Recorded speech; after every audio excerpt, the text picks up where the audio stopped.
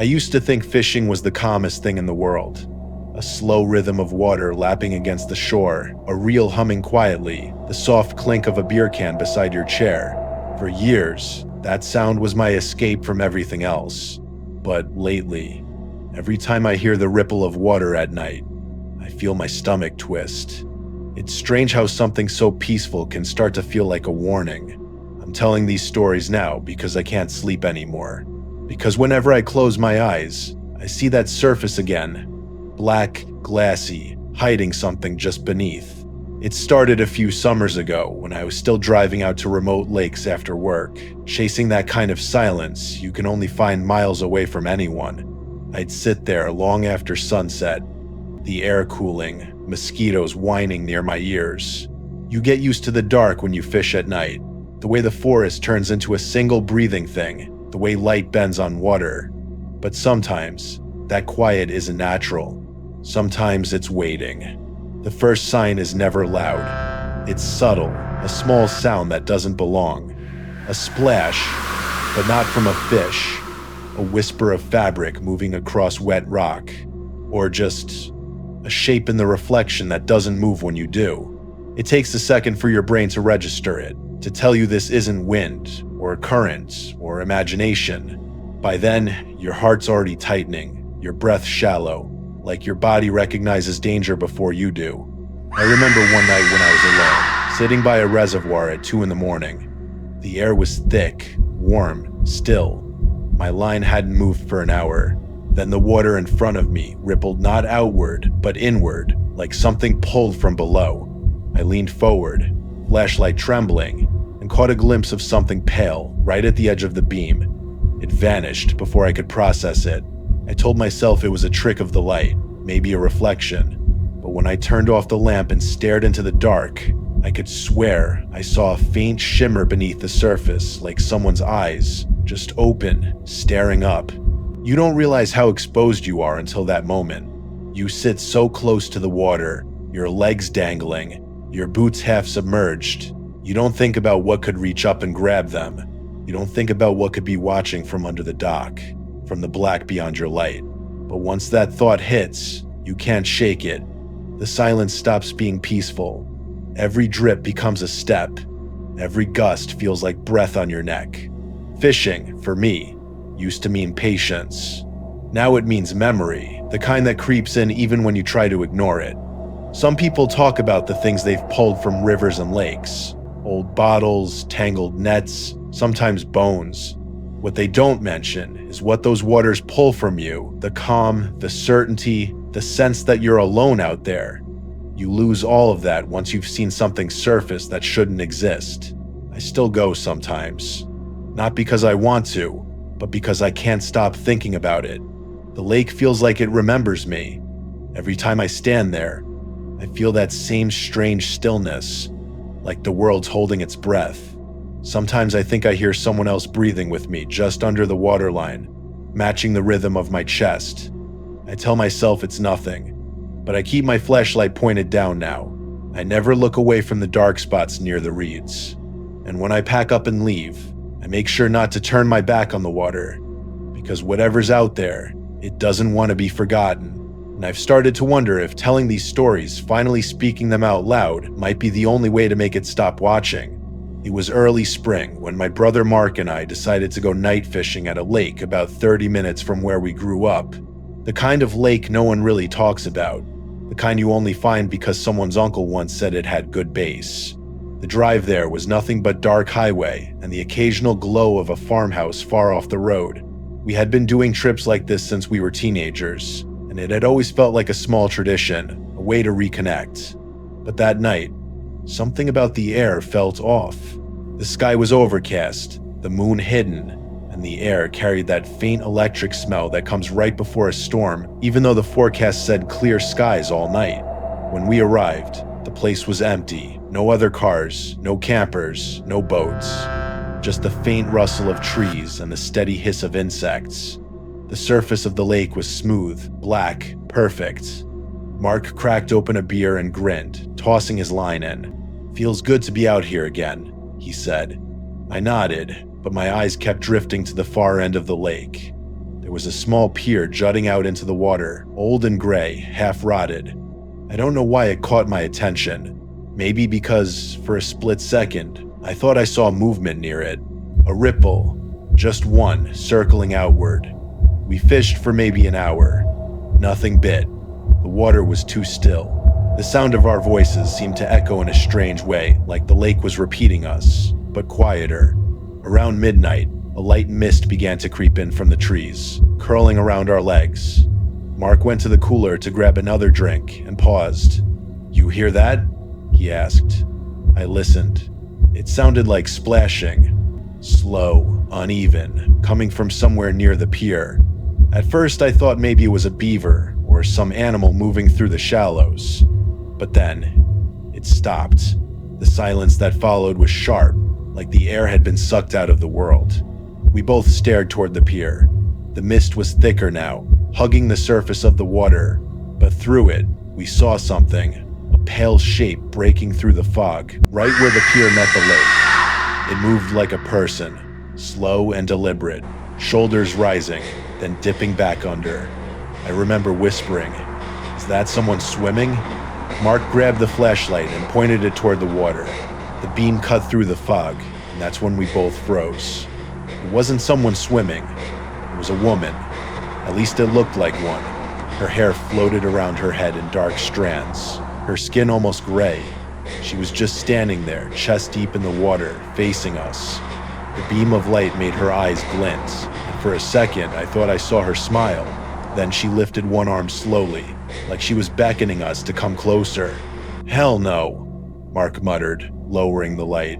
But the moment he did, we heard her voice faint, wet, distant. "Come in," she said. It wasn't a scream or a whisper, just wrong. The sound carried across the water like it was coming from everywhere. I felt my stomach turn. I told Mark we should leave, now, but he just stood there, trying to make sense of it. He shouted, "You need help?" The woman tilted her head, then vanished under the surface without a splash. Just gone. We waited. 5 seconds. 10. 30. Nothing. Mark turned to me and said, "We should call someone." But before he could finish, the water near the shore erupted not with her, but with waves, like something massive had moved beneath. The fishing rods clattered as the cooler tipped. We both ran to the truck, half slipping in the mud. I could hear something moving behind us, slapping against the water, coming closer. Mark started the engine, and as the headlights hit the lake, we saw her again. She was crawling out of the water, dragging herself onto the bank on all fours. Her hair hung over her face, dripping. Her body moved in these jerky, unnatural motions, like her joints didn't bend the right way. I'll never forget the sound she made, not a scream, not even human. More like air being forced through waterlogged lungs. I yelled for Mark to go, and he floored it, gravel spitting out from under the tires. I looked back just long enough to see her standing there, backlit by our taillights, arms hanging limp at her sides, watching us leave. We drove until we hit the main road. Neither of us spoke for a while. Finally, Mark said, "We should call the cops." He pulled over and did, explaining that there might be a woman in distress at the lake. They told us to stay put, that someone would check it out. But after 15 minutes of sitting there, staring at the tree line, we couldn't stand it anymore. I told him I didn't want to go back, not even to meet them. We waited until we saw a patrol car drive past us toward the lake before heading home. The next day, a deputy called. He said they found nothing. No footprints, no signs of anyone in or around the water, not even our tire tracks. He asked if we were drinking, and Mark hung up without answering. For weeks, we didn't talk about it, but something changed in my brother. He stopped fishing altogether. Every time I brought it up, he'd shake his head and say, "I don't want to talk about that night." 2 months later, he moved to another city. Said he wanted to be closer to his girlfriend. But one night he called me, voice shaking. He said he'd started hearing it again, that same soft splashing sound, even though he lived miles from any body of water. "It's like she's trying to find me," he said. That was the last time we spoke about it. I went back to that lake once, alone, just to prove to myself it had been in our heads. The pier was gone, collapsed into the mud. The water was still, dark, and silent. But as I stood there, I noticed something tangled in the reeds near the shore, a fishing line wrapped tight around a clump of hair. It looked wet, fresh, even though the lake was dry that season. I didn't touch it. I just walked back to the truck and drove away without looking back. Sometimes, I still dream of her face, not how it looked that night, but how it might have looked before. And every time I wake up, I swear I can smell lake water on my pillow, cold and metallic. It's strange how the places that seem harmless in daylight turn into something else when the sun goes down. My friend Jared learned that the hard way. He was the kind of guy who always said fear was just a story you tell yourself. The sort who camped alone, swam in lakes at night, laughed at ghost stories. That was before what happened at Bayou Delane, a stretch of Louisiana swamp where the air feels heavy, like it's full of secrets. We'd gone there for a weekend trip, just 3 of us. Me, Jared, and his cousin Clay. Clay's uncle owned a small hunting shack that sat on stilts above the marsh, surrounded by cypress trees that looked like giants frozen mid-step. The water below was still, black, and smelled faintly of decay. Mosquitoes swarmed like clouds, and the heat never really let up, even at night. The first day was normal. We spent hours setting up lines and catching catfish big enough to brag about. By evening, the swamp took on this otherworldly glow, fireflies drifting over the water, frogs croaking in deep hollow bursts, the kind of beauty that hides something darker.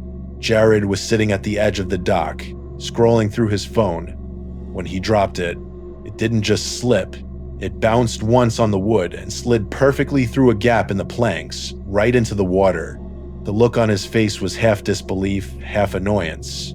"I just bought that thing," he muttered, kicking off his shoes. We told him to leave it. The water was too murky, too deep, but Jared was stubborn. He grabbed a flashlight and said he could see the glow from the screen below. When he leaned over, we heard him curse under his breath. "It's right there," he said. He stripped off his shirt, lowered himself into the swamp, and the sound that followed that first splash seemed to echo longer than it should have. He stood chest deep, scanning the bottom with the light. The beam wavered through the water like a living thing. For a while, nothing happened. Clay joked about alligators, trying to break the tension, but I noticed how the water wasn't settling. It kept circling around Jared, small ripples that didn't spread outward. "You should come back up," I said. He didn't answer.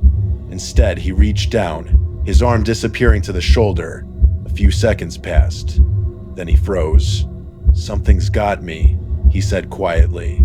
I thought he was kidding until I saw his face. His eyes went wide. His breath caught. He yanked his arm upward but didn't move. It was like something under there was holding him in place.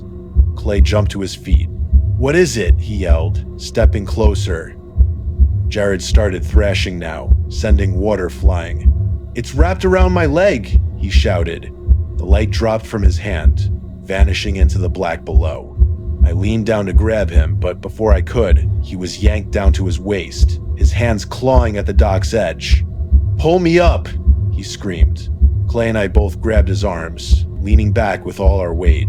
Whatever was pulling him was strong, stronger than anything that should exist in still water. His skin was slick with mud and algae, his fingers slipping from ours again and again.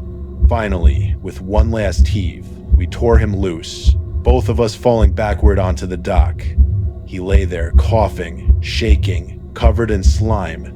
His foot was bleeding, 3 long cuts around the ankle like rope burns. "What the hell was that?" Clay asked. Jared didn't answer right away. He just stared at the water, eyes unfocused. "It wasn't a root," he said finally. "It was soft. It moved." He grabbed my arm so hard it hurt. It felt like a hand. That night, none of us could sleep. Jared kept pacing, muttering to himself. Every now and then, he'd stop and look toward the window that faced the swamp. "You hear that?" he whispered once. I listened. Nothing but the distant hum of frogs. "It's tapping," he said. "Something's tapping under the floor." We tried to laugh it off, but the noise started after that faint, rhythmic, like wet fingers drumming against wood. Clay checked outside but saw nothing. The next morning, Jared's leg was swollen and discolored. He insisted he was fine, but by noon, he could barely walk. We decided to pack up and head home early. Before we left, I looked back at the dock. The boards where Jared had been pulled under were stained, dark, almost black. When I leaned closer, I noticed something else. Strands of hair caught between the planks, long and pale. I didn't say anything. I just got in the truck and drove. Back home, Jared went to the clinic. The doctor said it was an infection, probably from bacteria in the water. They gave him antibiotics, but the wounds didn't heal right. They stayed open, raw, almost like the skin didn't want to close. Weeks passed. Jared stopped answering calls. Then one night, I got a voicemail from him. His voice was barely audible, shaky. "It's still here," he said. When I close my eyes, I feel it, pulling. The message ended with what sounded like a splash. I drove to his apartment the next morning. His truck was still in the driveway. The front door was unlocked. Inside, the floor was wet, not flooded, just damp, like someone had dragged something heavy, dripping with water through the hallway. There were muddy footprints leading from the bathroom to the bedroom, and in the corner of the room, a bucket half filled with murky water. His phone was on the floor beside it, screen cracked, still playing that same message on loop. Jared was gone. The police filed it as a missing person case. They said maybe he'd wandered off, maybe relapsed anything but what we knew had happened. Clay and I went back to the bayou one last time, weeks later. The dock was gone. The shack was half collapsed.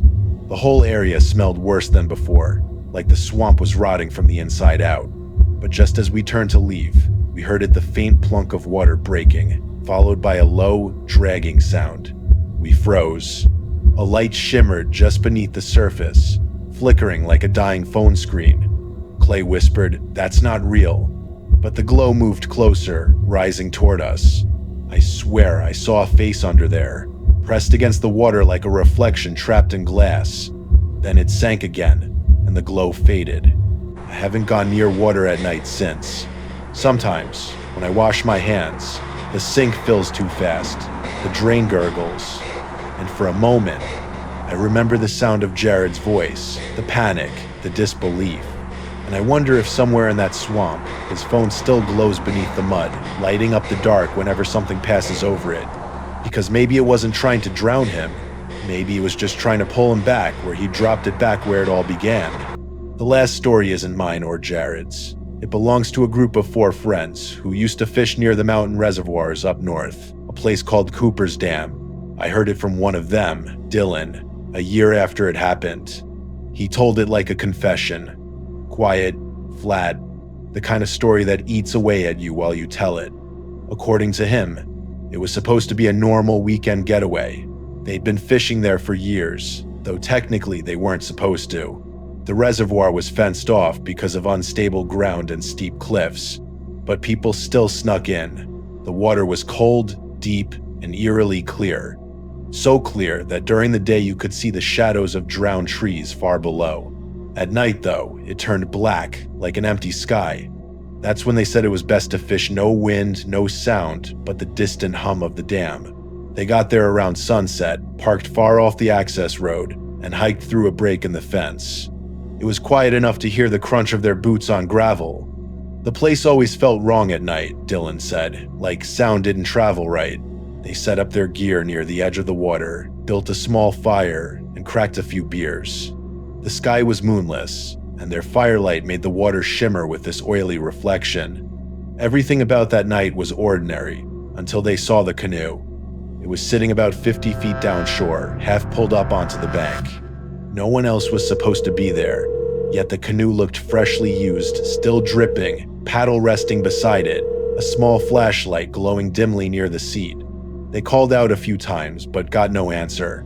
Dylan thought maybe someone had gone for a walk or into the trees to relieve themselves, so they left it alone. A while later, though, they noticed the light from the flashlight still flickering, and beside it, a phone screen glowing faintly. That's when the unease started to set in.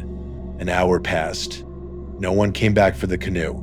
The woods were completely silent now. Even the crickets gone. The fire had burned low. One of the guys, Rick, decided to go check it out. Dylan said he tried to stop him, but Rick laughed, saying maybe someone left their gear behind and he'd score an extra phone. He walked toward the canoe, the beam of his flashlight shaking over the ground. They watched as he crouched beside it, reached out, and froze. He turned back to them, and even from that distance, Dylan could tell something was wrong. Rick's light wavered toward the water. "There's something in it," he said. Dylan stood up. "What do you mean?" Rick didn't answer. He leaned closer to the canoe, and then, as if someone had grabbed him, he stumbled backward, tripping over his feet. The flashlight hit the ground and spun, throwing streaks of light across the water. That's when they saw it, not clearly, but enough. Inside the canoe, half covered with a tarp, was a shape, small, human-sized, and from beneath the tarp came the sound of dripping, not steady, slow, deliberate, like something exhaling water. Rick backed away fast, muttering that they should leave. The others grabbed their stuff, kicked dirt over the fire, and started heading toward the fence. But before they'd gone 20 feet, they heard something else, a splash. A single, heavy splash, like someone diving into the water. Dylan turned. The canoe was empty now. The tarp floated beside it. But out on the lake, under the faint starlight, something was moving toward them. At first, it looked like a swimmer, a single figure cutting through the water with smooth, steady strokes. But it was too fast, and there was no sound of breathing or gasping, just that mechanical rhythm, arms slicing through water, closer and closer. Rick yelled for them to run. They did. The path back to the fence was narrow and full of roots. Dylan could hear the water churning behind them, but when he dared to glance back, he saw nothing, just ripples racing toward the shore. They reached the fence, climbed over, scraped their hands bloody on the wire. When they got to the other side, Dylan looked back one last time. Someone was standing on the shore where they'd been. Tall, soaked, motionless. He couldn't see the face, but the figure stood perfectly still, head tilted just enough to look in their direction. And then, slowly, it started walking not around the lake, but straight into it. They ran until they hit the road. None of them spoke on the way home. When they finally reached town, they went to a diner to calm down, sitting in silence over black coffee until morning. Rick kept shaking his head, whispering. It looked like a person, but it wasn't. The next day, Dylan tried to convince himself it had been someone messing with them, but when he checked the local news a few days later, there was a short article buried online. A maintenance worker at Cooper's Dam had found a canoe washed up near the drain outlet. Inside, it was a tarp, a phone, and a flashlight, all waterlogged. No mention of a body. Weeks later, Dylan started seeing things in his apartment, small puddles near the window, the faint smell of algae. Sometimes at night, he'd wake up to the sound of dripping, even though the faucet was off. He'd hear footsteps too, soft and wet, moving from the hallway to the kitchen. One night, he got up to check. The apartment was empty, but near the back door, a single footprint marked the tile floor, bare, narrow, and dark with moisture. The shape was wrong. The toes were too long, like something had stretched them. He wiped it away, locked the door, and didn't sleep again until sunrise. After that, Dylan moved out, said he couldn't stand the sound of running water anymore. He stopped fishing. He even started showering with the lights on, music playing, just so he wouldn't have to listen to the sound of it hitting the drain. When he told me all this, his hands were trembling, his eyes bloodshot. He kept saying, "There's something in the water that remembers faces." He said it 3 times, like a mantra, as if he was trying to convince himself it wasn't true. A few months later, Rick went missing. He told friends he wanted to face his fear, to go back and prove it was nothing. They found his truck near the same break in the fence at Cooper's Dam. Inside were his keys, his wallet, and his phone, still recording. The last 20 seconds of the recording are quiet, just the soft hum of wind and water. Then a splash, then another, then a voice faint, distorted, as if coming from beneath the surface. It says his name. Not shouted, not screamed, just spoken, slowly, carefully, like someone calling from deep below. And then it ends. They drained part of the reservoir after that, said it was for maintenance, to check the dam's structure. But locals claim that for weeks, a sour smell hung over the valley and birds wouldn't land near the water. When the lake refilled, it came back darker, thicker somehow, as if something in it had changed. Dylan left the state soon after. I don't know where he is now. Sometimes I get emails from him blank, no subject, no text, just a single attachment, an image of rippling black water under a gray sky. No words, no explanation. I've stopped opening them, but every time I delete one, I hear the sound of water somewhere close, even when the windows are shut tight. Every story I've told tonight ends the same way, not with proof, not with answers, but with the same cold truth waiting under the surface. You can ignore it for a while, tell yourself it's just bad luck, bad dreams, tricks of the light. But the moment you stand near still water long enough, when your breath evens out and the night goes quiet, you start to feel it too, that weight in the air, that sense that you're being watched from below. It's like the lake is breathing with you, waiting for you to lean just a little closer. That's when it happens. The surface breaks, and for a split second, something looks back. People think the water hides things, but it doesn't. It keeps them. It remembers every scream, every body, every pair of eyes that stared too long. Maybe that's why so many of us go there, to fish, to swim, to find peace, and instead end up pulling something we can't throw back, something that stays with us. Mark still won't talk about the woman he saw.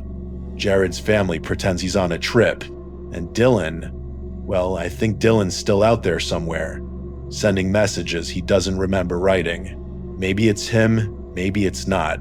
I've learned that the scariest part isn't what comes out of the water. It's realizing how easily you could follow it in.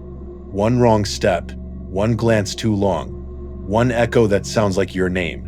And if you ever find yourself alone by the shore, and the air grows heavy, and the ripples stop moving even though the wind hasn't, don't wait to see what's beneath. Don't shine your light. Don't look for faces. Just leave. Leave before it remembers yours.